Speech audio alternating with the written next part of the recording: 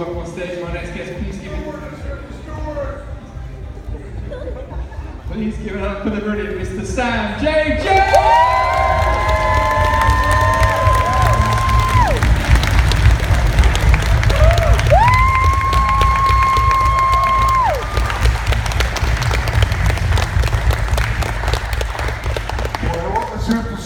Right here. Come on.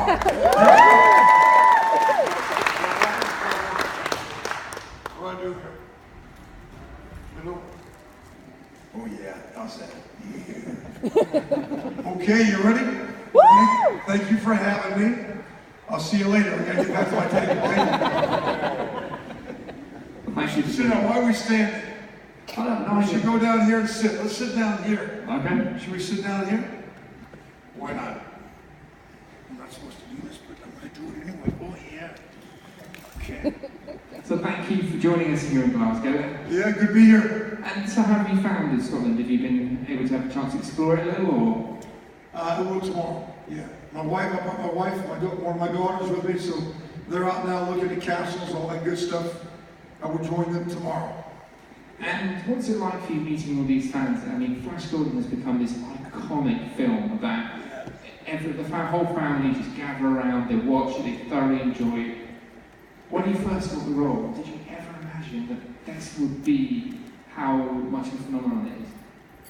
Yeah, you mean with the longevity, right? Yeah. It's amazing. You know, in the movie industry, number one, it's a blessing to be hired, to work. And number two, it's a bigger blessing if it does well, financially. And number three, this longevity thing is really off the charts. Because we filmed Flash Gordon 38 years ago. And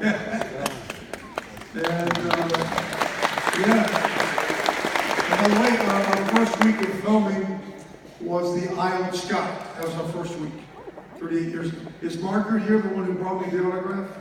Is she here? Margaret? No? What was really unique today is this lovely lady named Margaret brought an autograph that I signed for her 38 years ago. Wow. At the Broadford Hotel, the Isle of Skye. And what was unique about that was, well, back then, the hotel then, I think, was 250 years old. Now it's almost 290 years old, right? But if you wanted to take a hot bath, you had to give them 2 days notice. You know, because they had to heat the water.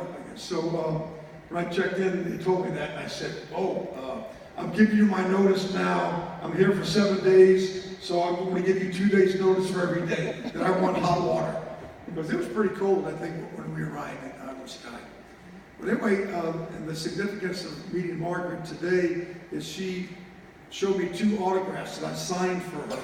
And I believe, if I'm not mistaken, because remember, it's our first week of filming 38 years ago, so I really wasn't signing autographs. I mean, the movie, we just started filming, so, and then the movie I did before that wasn't even released yet.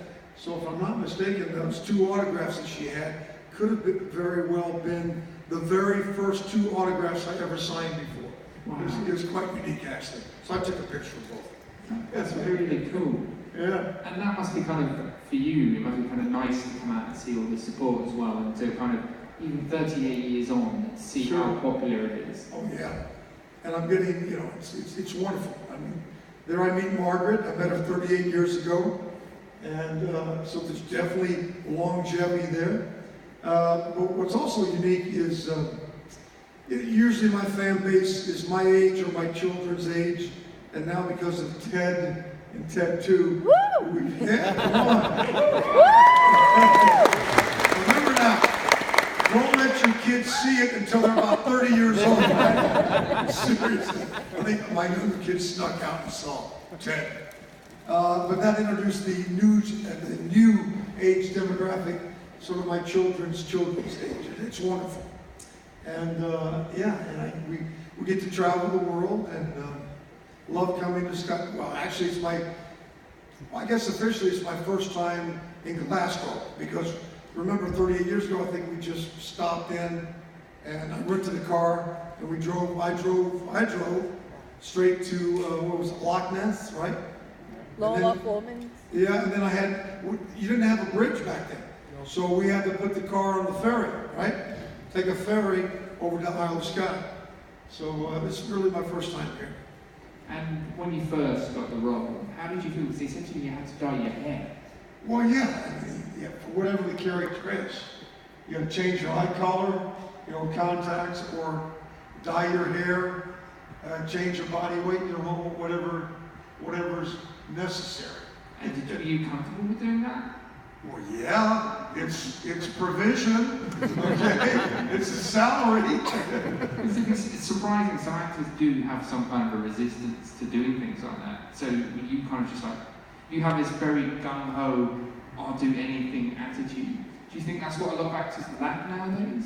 Is it the spirit? Well, I think maybe, I mean, there were some times in my, I'm a former military man, Marine Corps, before I was an actor, so I'm sure that helps a lot.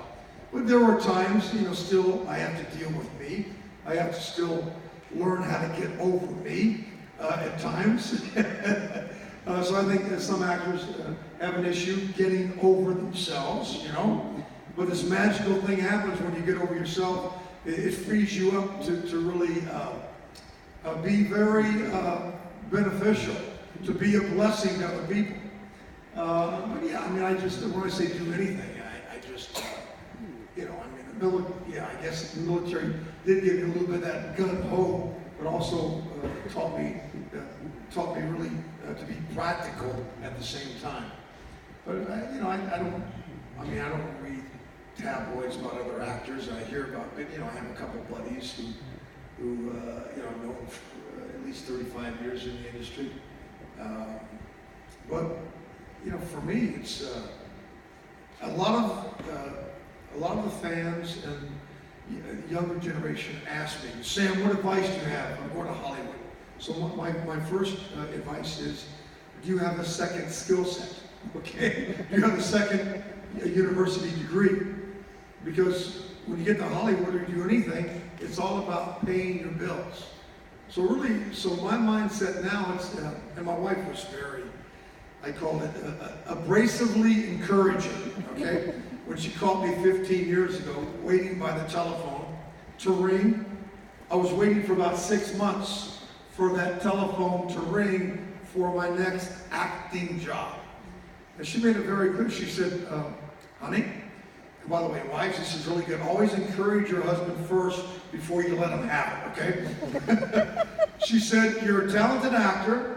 I've been observing you waiting by the phone for the last 6 months. It's not ringing.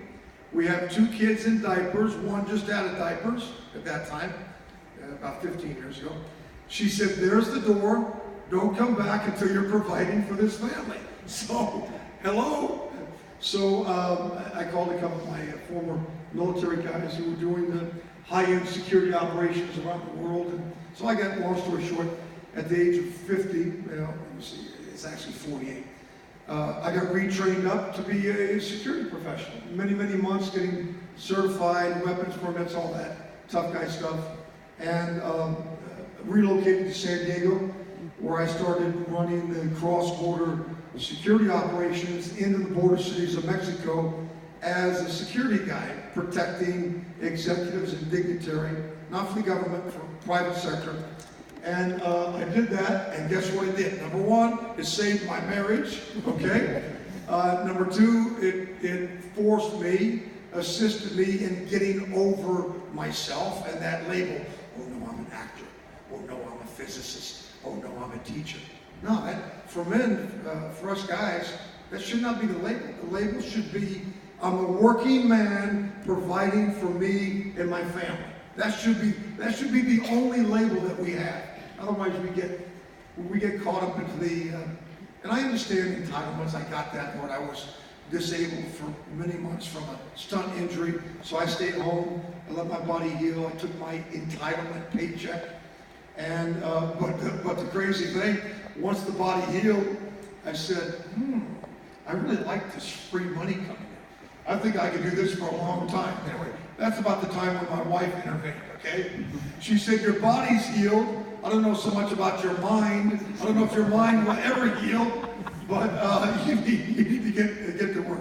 So that's a long story, a long point, but that's one of my primary points about anybody in life, especially us men. You know, we got to get over ourselves and just go get a freaking job. Go get a job. Maybe it's not the job that maybe we're overqualified for, let's say, maybe sometimes even underqualified. But so that magical thing happened to me. 2 years later, when I became a security professional, guess what happens to it? The phone started to ring to do more movies. Isn't that amazing? That's the mathematics of life.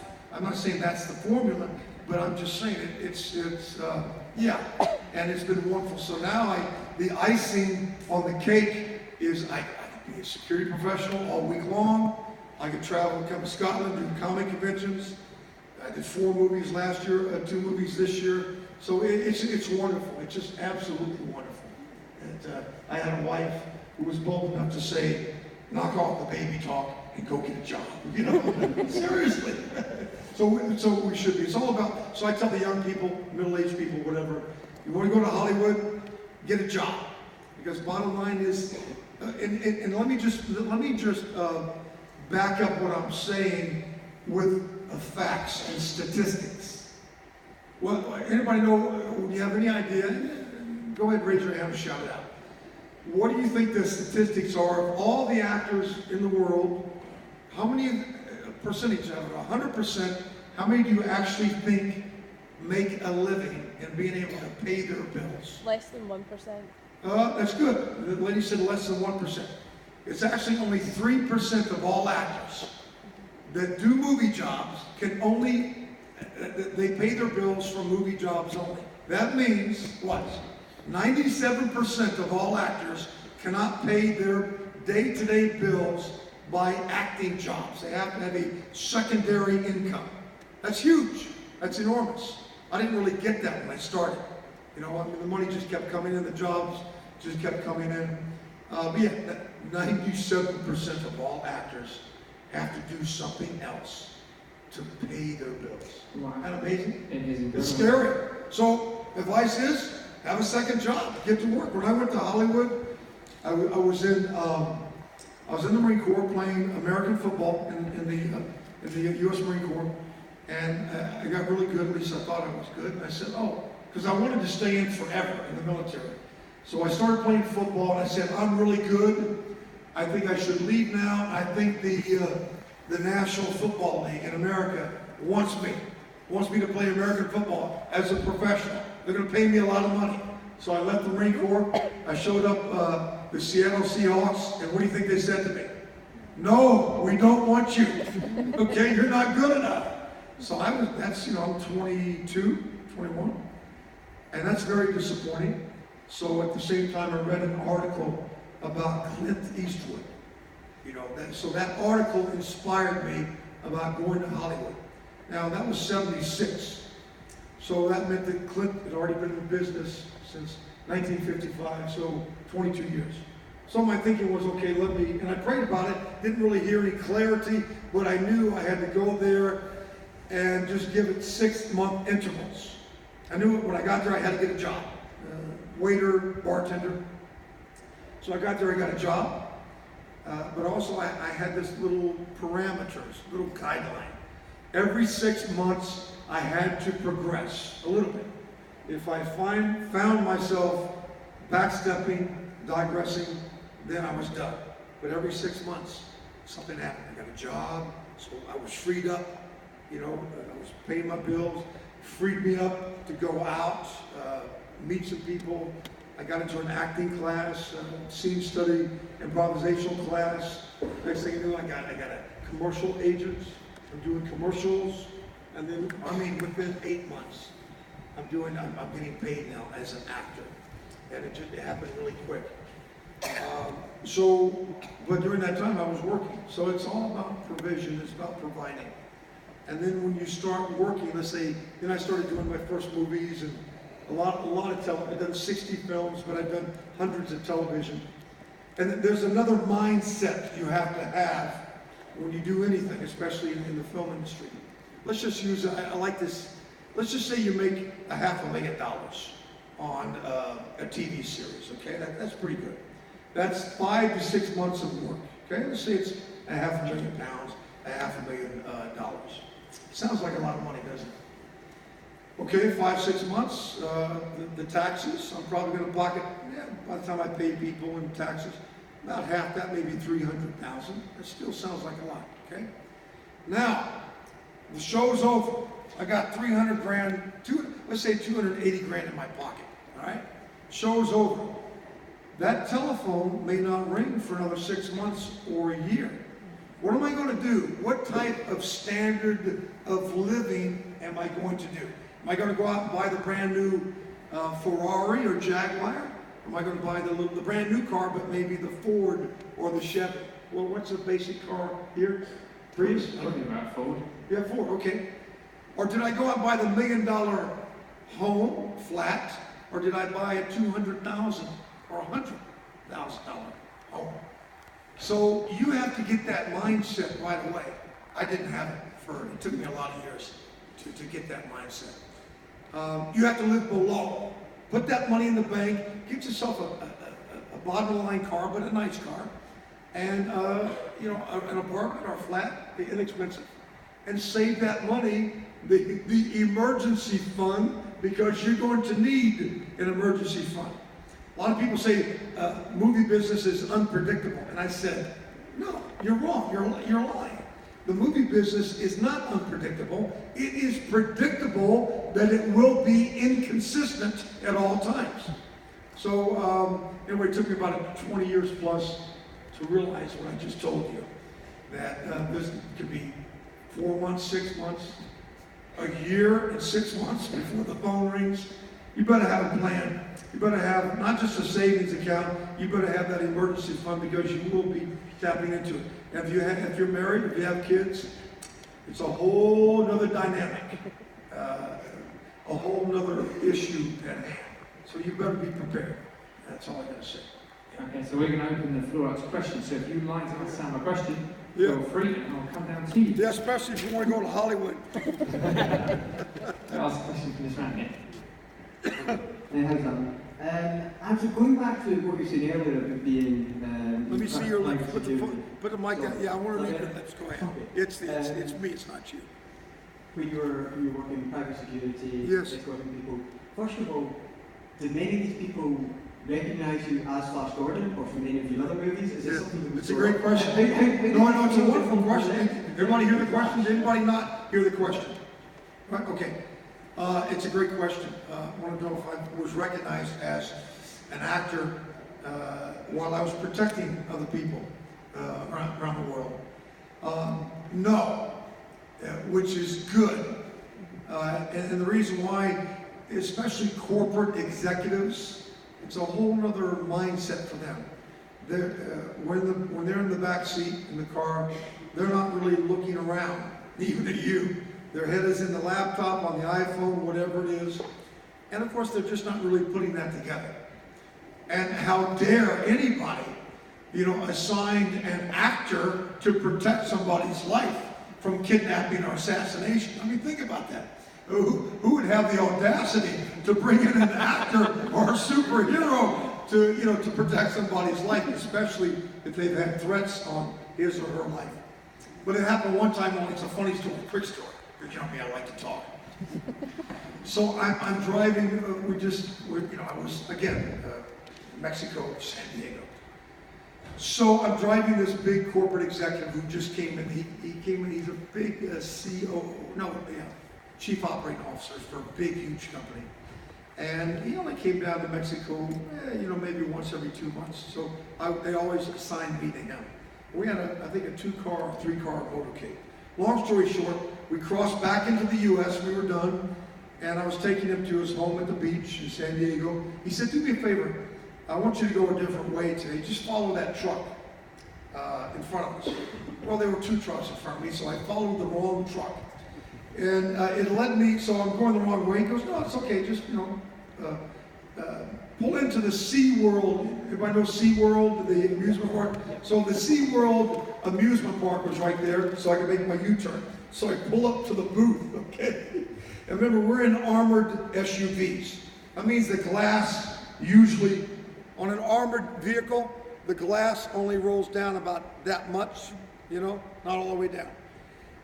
And it's about that thick. Anyway, so I pull up to the booth. I just want to tell the guy at the booth, you know, open up the arm so I can make a U-turn. So all of a sudden, he's looking at me, you know, and he's looking at me through the glass and through the opening. And he's going like this to me. He's pointing. He's going. Okay, and I'm saying, the executive has no idea, right? And finally, he's just so excited. And I said, I'm working right now. Can you just lift up the arm so I can drive my boss and make a U-turn? He said, Sam Jones, Flash Gordon, I know all your work. And I swear you, Stuart, within 5 seconds, he named 30 of my movies. I can't even do that. Flash Gordon, like this, like a machine gun. And I said, please, just open the gate. And he went, okay. And as he went to push the button, and as I went, and the arm came up, and as I pulled forward a little bit, I had not quite closed the window all the way, and he yells, as I'm starting to roll forward, he yells through the window, and I'm an actor too! So all of a sudden, you could hear a pin drop, dead silent, in the back seat, right? And as I make the U-turn, and the executive said, Sam. I acted like I wasn't there, okay? He said, is all that true? You really Flash Gordon and 10 and My Chauffeur and Jane in the Lost City and some other movies and a couple of TV series? I said, yes, sir, that was it. That was before I was a military man before I was an actor. So, you know what he said to me? He said, thank God that you've been protecting me for off and on for 3 months, and that you've proven yourself as a security professional, because if I knew in the beginning that they hired Flash Gordon to protect me, I would not have allowed that. He said that would have been very disconcerting for me. So anyway, that's what happened. So yeah, I was discovered, but thank God I was discovered after I was proven at my task at hand. That's crazy, isn't it? Yeah, but most executives, it's wild. It's not that they're disrespectful. It's just that they're into that world. Their heads down. You know, it's like your prime minister, your president. You know, they know there's the security team. Okay, you know, they don't need to acknowledge those people. You know, they're going to meet the head of state at another country or whatever it is, another corporation. So it's really not. So it's amazing. But it's a very, very good question. And I was a little bit. It was a bit disconcerting. But let me tell you how that's evolved now. Some of these companies, now that they know that the cat's out of the bag, okay, I've almost become a novelty at some of the companies that I work for and the corporations. And they'll bring in other presidents from around the world, from other corporations, say, oh, you got to go back in the command post. You got to go meet Sam Jones / Gordon. So it's kind of cool. It's kind of funny. A question from an actor T-shirted man. Hi, I'm just wondering if you had any particular memories of working with Brian Blessing on Flash Gordon? Oh, yeah, Brian, yeah, I mean, of course. I mean, my God. He's out of his mind. He's a madman. I think I think a lot of actors might take offense at Brian, but you know, you get over yourself. I mean, Brian, I've done a couple of these with him and Melody, and this is what he would do. He started out up on stage, Melody, myself, and Brian, and then you know we had the little individual mic, and we talk and you know answer a few questions, and then after about 5 minutes, maybe even 2 minutes, Brian would get up and he'd sit down here by himself, and he'd leave us up there, and he'd get into a 2-minute monologue, and do it King of the Air, and every now and then he'd look back and he'd say, "Look at Sam, look at Melody, aren't they beautiful? Now, back to me." and like you, I howled. I mean, how do you argue with that? He takes the room by storm, but you love it, you want more.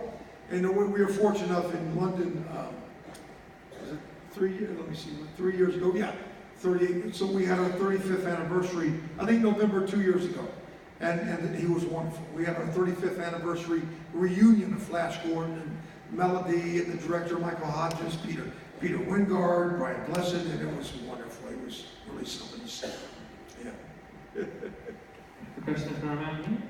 Hi, so, when I was watching Flash, the movie, well, over the years when I was looking on the websites, hoping that there was going to be a Flash Gordon 2, and over the years, I got to see anything coming up. Do you think there would ever be a Flash Gordon 2? Okay, so I heard part of the statement. I got the question. But the question is it going to be a Flash Gordon 2, right? Is that, okay, well, what was part of this? I only got a portion of the statement. Was that in reference to the question as well? Yes. Okay, so it's going to be a Flash Gordon 2, right? Yes. Fox Studios bought the screenplay rights about 3 years ago. And, you know, in the industry, we have a term, whenever you hear it's in development, it usually means they don't have the money yet. But this is Fox Studios, you know. Matthew Wiley acquired the rights. He's a big executive over there. And just like, and I'm hoping it will, I think it will, and I only say this because just like Seth MacFarlane, same story with Matthew Wiley. When Seth, I mean, that's how Seth called me. When Seth was 8 years old, when Matthew Wiley was 8 or 9 years old, they both at different, you know, different locations. They saw Flash Gordon. It impacted, influenced their lives. So I got a call from Seth MacFarlane, you know, 7, 8 years ago. I got a call from Matthew Wiley, you know, a couple years ago. So the reason why I believe it's going to happen, not just because it's at Fox, because Matthew Wiley, or my character, influenced, impacted his life. And so there's a personal touch to that. They've assigned John Davis as the senior producer. If you Google John Davis, he's extremely reputable. Yeah, so hopefully it happens. And of course, they can't talk about it much right now. Whatever you do, it's sensitive. Any creative man or woman in the business, it becomes a very sensitive issue. Yeah, there's confidentiality. But, you know, you got to be careful when you even use the term. Is it a sequel? Is it a reboot? No, it's my creation. So, you know, so hopefully it happens. If not, by golly, I hope I'm in a position to acquire the rights one day and just get it done. Get it done, you know. Yeah. We have a little question here from Info. So you know the part where you say, yeah! Yeah! What part made somewhere in your brain made you say, yeah? That's a very good question. But you're asking me about my brain, and I don't know too much about it. I've been trying to figure it out for 63 years. I think we just, you know, it was the end of the movie. I think we were tired, you know, and nothing was really scripted. You're talking about the very end of the movie, right? Where I jump up, right? Yeah, and there's the little robot, whatever it was, came along and bada bing, and I just think I looked at Melody and whatever it was, and I just said, yeah! And maybe it was in reaction to the movie's finally over. Because I mean, it was a blessing to work. I mean, it's very unusual to work on a project for 6 months, just under 6 months. It's very, very unusual. I think the average for a lead actor, I mean, for the big budgets, it's probably 2 months, maybe 3. But to do 6 months is unheard of on film, you know. Yeah, it just, yeah, and again, you know, when I talked to you earlier about if you are going to go and study, if you want to be an actor or any part of the movie industry, other than theater is unbelievable. I really didn't start doing theater until I hit my 30s. I went back to class and did theater. But 2 classes you should be taking. Scene study. You got to take scene study because when you're called in to do an audition for a movie or a TV show, they're going to give you a couple pieces of paper with a scene typed on that So you need to get with a scene partner and study that scene, because you are going to perform that scene in front of the writer, director, producer. And the other class is improvisational class. Because if you forget your lines while you're auditioning, your only shot, your only opportunity that you've been praying for a long time, and you're in front of these decision makers who are going to decide at that very moment, at that very second, and you forget your dialogue or your lines, you better just improvise and go with it. And if you've not been trained up, a lot of people don't even need to be trained up to improvise. If you have a gift of just making things up that is relevant to the scene, then it's a big plus. And many times, I am known to be Mr. Ad-libber, Mr. Improvisational. Shakespeare hates it, believe me, he hates it. So I've gotten a lot of trouble with some of the directors and writers who want it by the book, But yeah, scene study class and improvisational class is key, is absolutely key. Even if you want to be a director, cameraman, whatever, you take all that stuff. Good question. We've got time for one final question. Wait a minute, well, hold on, what time is it? I thought I'm here till... Just about 1:45. No, we'll go a little bit more. I have some long answers here. Okay, well, we got one question for this young man. Just to ask, when you were on and Ted, how was it working with Seth MacFarlane and Mark Wahlberg? Yeah, how was it working with Seth? And good. Mark's a really humble guy, big family guy. I think he has 4 boys. I think they're only 1 year apart. So when I met him, I think they were 1, 2, 3, and 4 years old. I'm serious, it's crazy. Very humble man, though. Seth, it was his very first movie that he directed. So, you know, when you walk on the set, you think, oh, he's going to be cracking jokes and stuff. Well, he didn't crack jokes because he didn't have to. Because he looks funny. He looks funny just looking at him, okay? Because he always has that smile on his face, as though something else is going on, and you don't know about it, you know? But he was very prepared. But the little challenge I had, you know, I'm kind of old-fashioned. In the old days, directing a movie, the camera was right here. This camera's always here, right? Camera's here. The director was always right here, next to camera. They don't do that anymore. Very few. The director could be 50, 100 meters away in what they call a video village. A little room, a little tent, a little canopy, sitting there with headsets on with maybe 4 to 6 monitors. And they tell me it's because they can do video playback. Okay, I got it. And so they can you know, look in the monitor to make sure the cameraman is doing his job and has me in frame properly. Well, that's why we train good cameramen, to make sure they frame me properly. I didn't like it. You know, I voiced my opinion. So I had that dynamic, and then I told Seth. Then I had the other dynamic.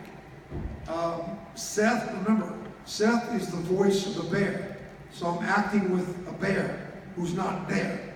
It's a tape on the wall. But the voice is coming from the director, who's directing it. So they gave me a little earpiece. So whenever Seth talked to me, I had to say to him, are you the director or are you the bear? You know, I mean, come on. It's tough enough with lights, camera, and, you know, 120 people in front of you, and you got to laugh, dance, or cry, right? Or kiss, you know, the leading lady. It's tough enough, and now you got all this other stuff going on, which I don't really like or agree with. When I start directing, I'm going to be right next to camera. If they want me to look, I'll have a laptop in front of me, okay? He said, okay, good, he's in frame. Cameraman, is he in frame? Good, he's in frame. Okay, print it, done, moving on, okay? But yeah, that's the new things, and well, that's been going on for probably 15, 18 years, you know. It is what it is. You gotta deal with it, you know. If you as an actor or in any position start to complain, nobody wants to work with you. So when I start to complain, I really do it. I do it overboard. I'll say, Seth, I want to complain. And I start out like this. Wah! Okay, that's a baby crying. I have a complaint. Do you want to hear it? Okay? I mean, I go overboard to do it. But you don't want to be known as a complainer because nobody wants to work with you. And plus, it spreads like a cancer. It does. It spreads. Then everybody starts whining and complaining, You start passing the box of tissues around, okay? And now the day's over. You've only been here an hour. Okay. Next. We're up here in the rafters. Yes. Just going back to Flash, did you like the song, the original song, when you first heard it? And did you ever meet Freddie Mercury? No, I love the song, obviously, Queen. Did not meet Freddie. Unfortunately, I was busy working 17, 18-hour days. But Melody, my leading lady, she makes it a point to always remind me that she did. She spent some quality time with Freddie and Queen. But isn't that wonderful about the band Queen? They not only complimented the film, but they brought tremendous value. And even the younger generation, even some of you here, that maybe have not seen Flash Gordon, maybe they forgot the name of it, they always refer to the movie as, that movie that Queen did the soundtrack to, which I think is incredible, that they use that reference, that they forget about me and the actual movie, but that movie, that Queen, but it's true. Next. I have a question for a gentleman here. Where are you? Oh, there you are, yeah. Do you have any book recommendations? Do I have any Book recommendations. blueprint conditions? Book recommendations. Book recommendations. Or recommendations? Yeah. Book recommendations. Books you want to read. Book recommendations. Oh, book? Sounded just like what I said, didn't it? Well, yeah, oh gosh, yeah, book recommendation, absolutely. I read Proverbs every day. It's in the Old Testament. What I like about remember, I'm a military guy. I can't stand that halfway. I can't stand the gray area. Even if I'm up for a movie deal or TV show, I don't want to be dragged along in that pending mode for weeks, months. I want to hear, no, Sam, we don't want you at all right away. I'd rather hear that, of course, I want the part. I'd rather hear, yes, I want you right now, or no, we don't want you. But don't drag me along. What I love about Proverbs in the Old Testament is, here's what it says. And I always put, whenever you read Proverbs, put your name in there. It says, Sam, if you do this, you're a wise man. Sam, if you do this, you're acting like a fool. I love that. I love that stuff. It cuts right to the chase. There's no argument. It's not my interpretation. It is a proverb that has been around for thousands of years. And there's an incredible book that changed my life too. I don't know if you know Rick Warren, Saddleback Church. He wrote a book called Purpose-Driven Life. Okay, sold, I think it's up to 30 million copies. It's unheard of, maybe more. But it's really cool because if you're not a big reader like me, okay, you get to read 3 pages a day. That's it, okay? Each chapter is, I think, 3 pages. And it's really cool. It just takes you along, especially as a man, and teaches you how to get over yourself so you can be freed up to put others before you. I mean, that's really, for me, that's the real fact of life, or you want to call it the motto. If you put others first before you, this magical thing happens. If I do that with my wife, with my kids, with any of my friends or loved ones, if I put them first before me, then I get anything I want, anytime I want. Now, if I do it the other way around, me, now, well, yeah, maybe my wife will do it, but she won't do it with a spirit of joy. Or my kids, won't even do it, they'll just leave. Okay? So yeah, and I know you say, well, wait a minute, Sam, if I do that, I could be hurt again. Well, yeah, it's a vulnerable thing. And a lot of men will say, and I used to think, oh, that's weakness. It's not weakness. Humility for a man, to me, after my failures and successes, humility for me is the strongest thing a man can do. Really. And now that doesn't mean let people, walk all over you. It's not as though I walk around being humble and somebody wants to attack me verbally or physically, you know, I might get him in a headlock and take him down, but I'll pray over him afterwards. Yeah, it's a great way to do your life. It eliminates all the BS and all the nonsense and all that stuff out there. All that stuff that's trying to hinder us and hamstring us from moving forward to really what our purpose-driven life. Another book is really cool. Charles Koch, spelled K-O-C-H, one of the Koch brothers, wrote a book called Good Prophet. It's really unbelievable. He's the kind of guy, you know, multi-billionaire, his whole corporation, the kind of guy that when he goes to hire people, he could care less, and I know it sounds not true, but he could care less if this man or woman who's known for generating millions and millions of more dollars into the company, he could care less about that. He puts them through the character test. Here's the character test.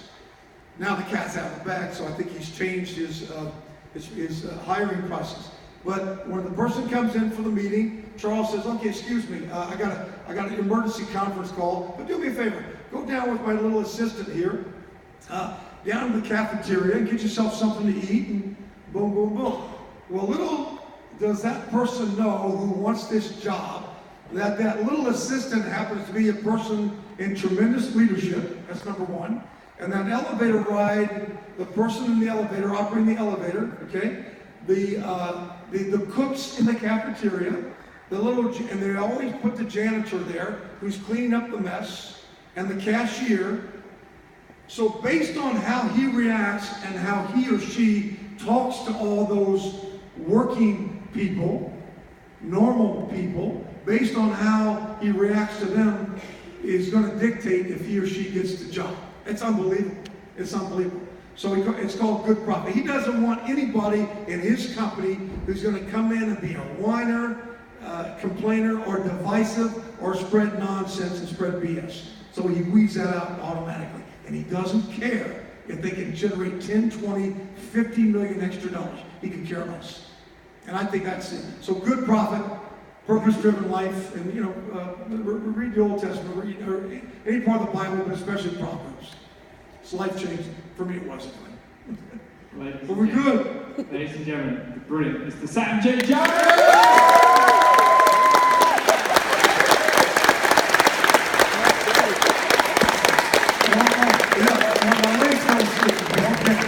So we're here for Stuart, right here. Stuart!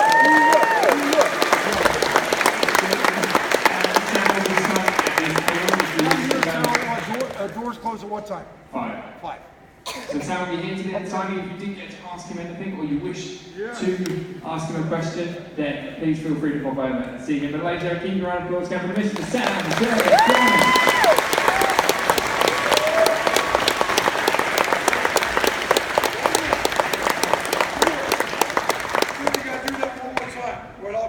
Okay, let's hear it. Ladies and gentlemen, Mr. Sam J.Jones!